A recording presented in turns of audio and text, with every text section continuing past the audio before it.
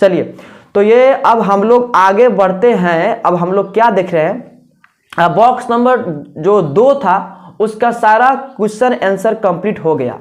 अब हम लोग आ गए हैं बॉक्स नंबर 3 में, और बॉक्स नंबर 3 में हम लोग कुछ क्वेश्चन है उसको हम देखेंगे, ठीक है।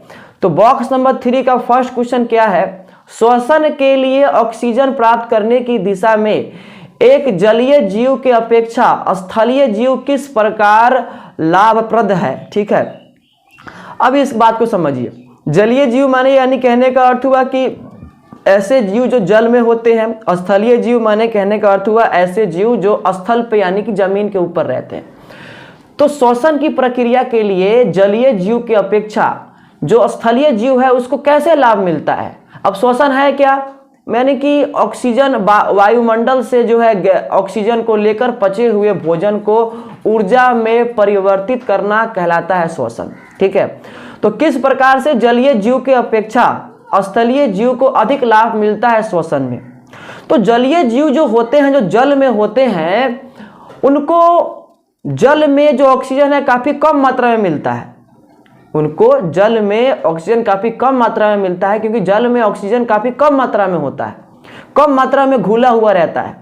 और वही जो स्थल पे जो जीव रहते हैं वो वायुमंडल से लेते हैं ऑक्सीजन, और वायुमंडल में ऑक्सीजन काफी अधिक मात्रा में होता है। इस कारण से अगर देखा जाए तो जलीय जीवों का श्वसन दर भी काफी ज्यादा होता है, काफी तेजी से वो लोग सांस लेते हैं, जैसे आप देखे होंगे मछली को। और वही जो स्थल पे रहने वाले जीव है तो स्थल पे काफी अधिक मात्रा में जो है ऑक्सीजन है, तो उनका श्वसन दर भी धीमा होता है। तो कैसे लाभ मिलता है जलीय जीव की अपेक्षा स्थलीय जीव को, कैसे लाभ मिलता है। तो जलीय जीव जो जल में रहते हैं उनको काफी कम मात्रा में मिलता है ऑक्सीजन, क्योंकि जल में ऑक्सीजन काफी कम मात्रा में घुला हुआ रहता है। वही जो स्थल पर जो जीव होता है उसको काफी अधिक मात्रा में मिलता है ऑक्सीजन, क्योंकि वायुमंडल में ऑक्सीजन काफी अधिक है। आप पढ़े होंगे 21% है ऑक्सीजन, ठीक है। इसीलिए एक जलीय जीव की अपेक्षा एक स्थलीय जीव को लाभ मिलता है, ठीक है, क्योंकि स्थल पर रहने वाले जीवों को अधिक से अधिक मात्रा में ऑक्सीजन मिल पाता है, ठीक है।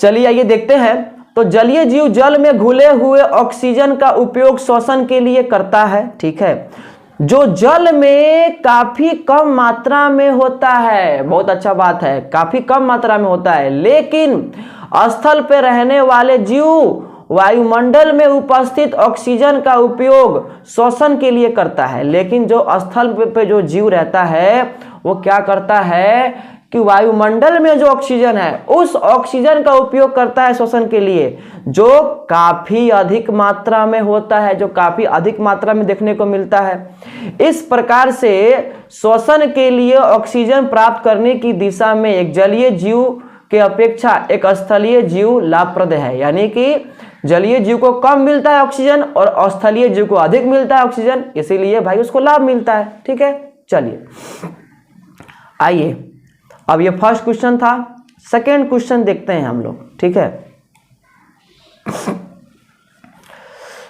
बहुत ठंडा है। चलिए अब हम लोग बॉक्स नंबर 3 का जो सेकेंड क्वेश्चन है उसको देखते हैं। क्या लिखा गया है, ग्लूकोज के ऑक्सीकरण से भिन्न जीवों में ऊर्जा प्राप्त करने की विभिन्न पथ क्या होगी। अब यानी यहां पे पूछ रहा है कि जब कोई जीव यानी किस प्रकार से, जैसे कि मान के चलिए ग्लूकोज को तोड़कर जो है ऊर्जा प्राप्त करने की कितने प्रकार के विधि हो सकते हैं। तो हमारे मुख्य रूप से 2 प्रकार के जीव देखने को मिलते हैं हमारे पृथ्वी पे।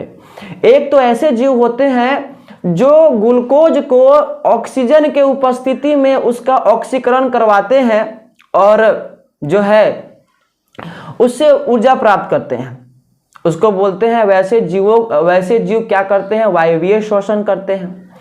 और एक ऐसे जीव होते हैं जो ग्लूकोज को ऑक्सीजन के अनुपस्थिति में जो है ऊर्जा प्राप्त करते हैं, उसको हम लोग क्या बोलते हैं, उस श्वसन को अवायवीय श्वसन। तो जो वायवीय श्वसन जो होता है जिसमें ग्लूकोज का पूर्ण ऑक्सीकरण होता है, CO2 जल और ऊर्जा मुक्त होता है और काफी अधिक मात्रा में ऊर्जा मुक्त होता है। और ऐसे जीव जो ग्लूकोज को ऑक्सीजन के उपस्थिति में जो है श्वसन करते हैं, उनमें ग्लूकोज का ऑक्सीकरण बढ़िया से नहीं हो पाता है। इसी कारण से भाई ऊर्जा कम मात्रा में उत्पन्न होता है। इथेनॉल, CO2 और ऊर्जा उत्पन्न होता है। और ऊर्जा भी कैसा उत्पन्न होता है, तो बहुत कम। ठीक है, चलिए लिखा गया है कि जीवों में श्वसन 2 प्रकार से होता है, जिसके द्वारा ग्लूकोज का उपचयन होता है और ऊर्जा उत्पादन होता है। पहला हो सकता है वायवीय श्वसन। तो वायवीय श्वसन क्या होता है, O2 के उपस्थिति में।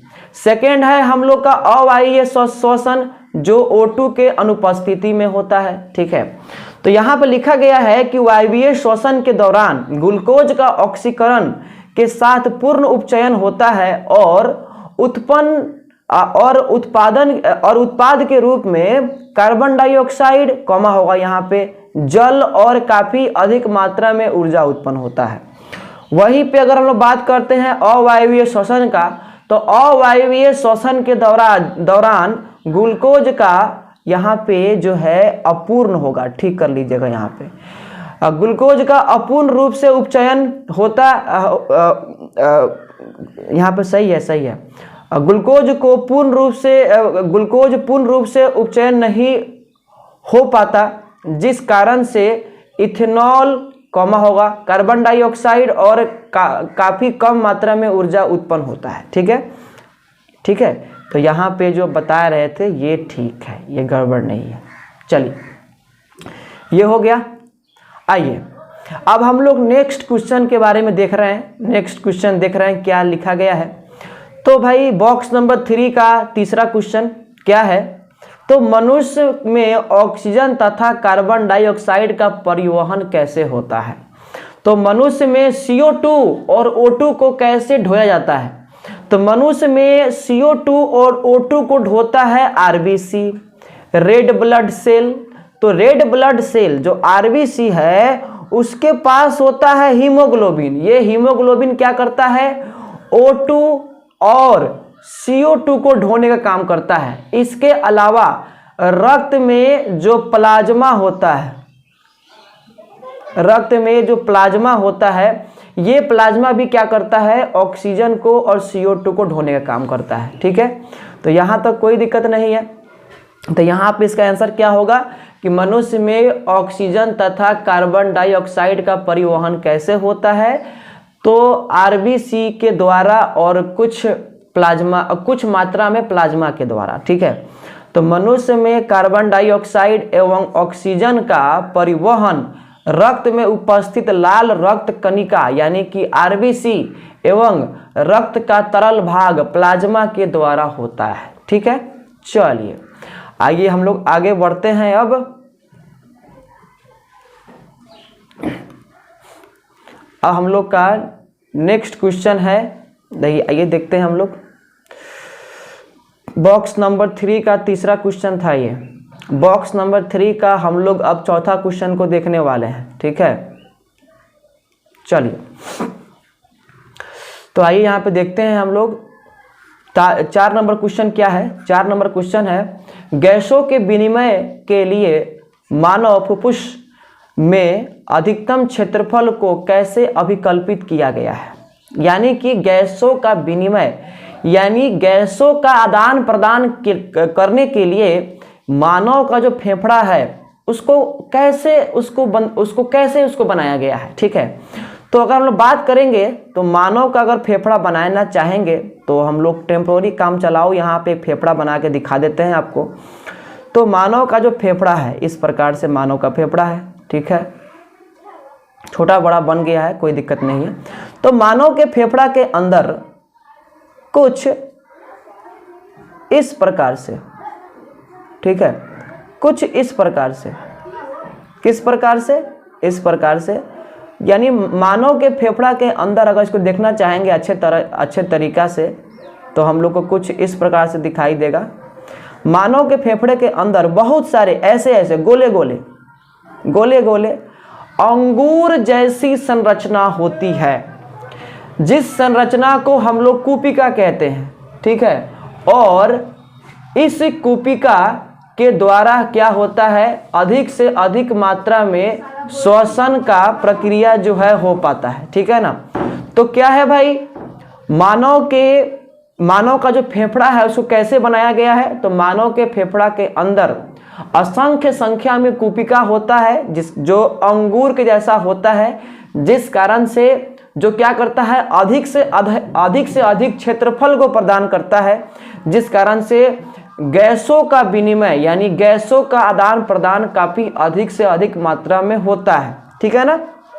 चलिए, और बोला जाता है कि अगर मनुष्य में जो जितने सारे कूपिका होते हैं, अगर उस सारे कूपिकाओं का अगर हम लोग अगर क्षेत्रफल निकालना चाहेंगे तो एक फुटबॉल के मैदान के बराबर होगा। अब समझ सकते हैं कितना अधिक क्षेत्रफल प्रदान करता है, लगभग 80 स्क्वायर मीटर, ठीक है ना। चलिए आइए देखते हैं, यहाँ लिया गया है कि मनुष्य के फुसफुस में मिलियनों की संख्या में अंगूर जैसी संरचना पाई जाती है, जिसे कूपिका कहते हैं, जो फुफ्फुस के सतही क्षेत्रफल को बढ़ा देता है, जिस कारण से अधिक गैसों का आदान प्रदान होता है। माना जाता है कि यदि मानव में उपस्थित सारे कूपिकाओं को खोल दिया जाए तो इसका क्षेत्रफल लगभग 80 वर्ग मीटर के बराबर होगा, जो एक टेनिस के मैदान के क्षेत्रफल के बराबर होगा। हम फुटबॉल बोल दिए हैं, गलत, वो गड़बड़ है, टेनिस के मैदान की तरह, ठीक है ना। चलिए, तो कितना टेनिस का मैदान कोई छोटा होता है, बहुत फिर भी बड़ा होता है। अब उतना सतही क्षेत्रफल हमारे फेफड़ा के अंदर एक कूपिका बना के रखा है, तो अधिक से अधिक गैसों का आदान प्रदान होगा ही, ठीक है। चल